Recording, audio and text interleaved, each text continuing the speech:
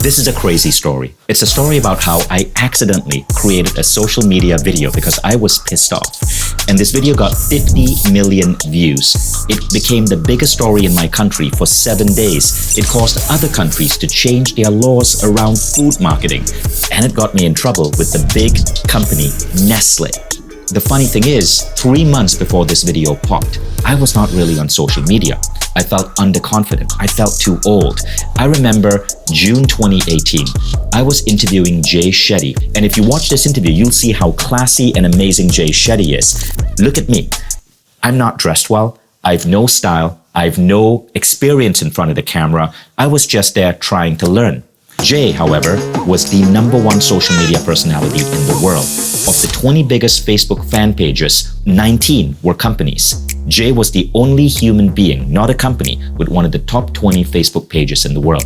Now, following this interview, I pleaded with Jay for some advice. I said, Jay, listen, how can I use social media? I'm in my 40s, I'm too old, I don't have your charisma, I don't have your great hair or your amazing voice. What do I do? Is this gonna work for me? And Jay explained to me in his polite, monk-like way that all of my excuses were nothing more than BS. He encouraged me to try, which I did.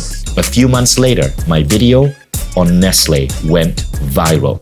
I'm gonna break it down to you so you understand exactly what happened and how you can leverage social media as well to create change in the world that you want to see. And the best part about this lesson is this. You don't have to start with any experience. This is a trainable skill. So the first thing that happened was this. I understood the importance of mindset.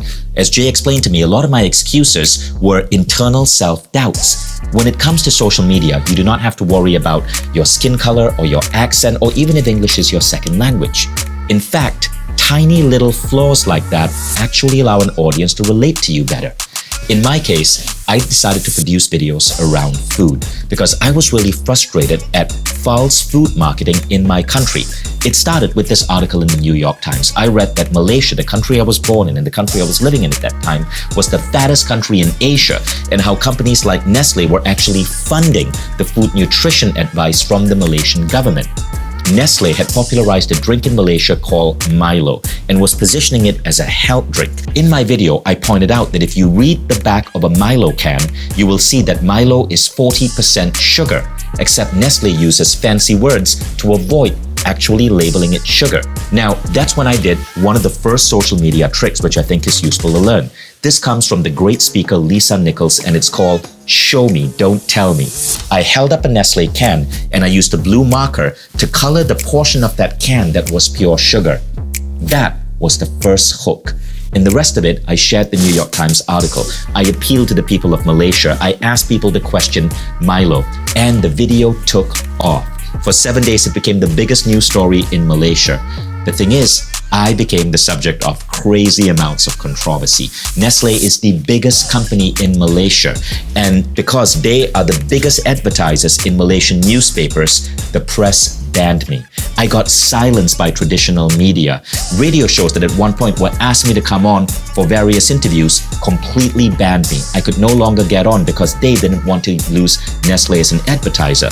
But yet, thanks to you guys, and particularly thanks to people who shared my video, Nestle ended up in a bit of a bind. While Nestle still had a strong foothold in Malaysia, other countries like Australia and New Zealand cancelled Milo's health ratings, and Nestle lost its health stars in both Australia and New Zealand in a few days after the video.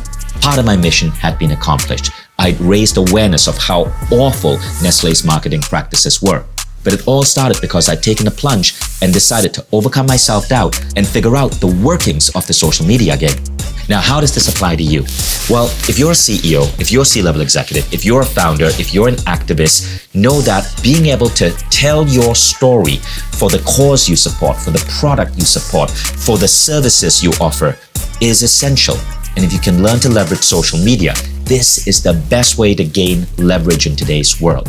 So Mindvalley is putting together a social media summit over 3 days. It's completely free. And we're bringing in many of the greatest speakers in the field of social media. People who don't just have a great social media presence, but who can break down the rules of the game. Speakers like Brendan Kane, who were famous for getting 1 million fans in 30 days by understanding the algorithms of Facebook. Speakers like Nusser Yassin, who built a massive channel, NAS Academy. Speakers like John Lee, who is one of the top social media coaches in the world. And I'll be sharing many of my tips as well. We'll also be bringing in incredible Mind Valley speakers to give you the mindset, the confidence, the charisma to get in front of the camera and do your thing. And the summit is completely free. Tune in on Zoom and invite your friends. All the information is in the link below this video. Let's use social media for good causes, to promote great products, to get great ideas out to the world, to help sway companies and governments towards causes that truly matter. Join us in this summit.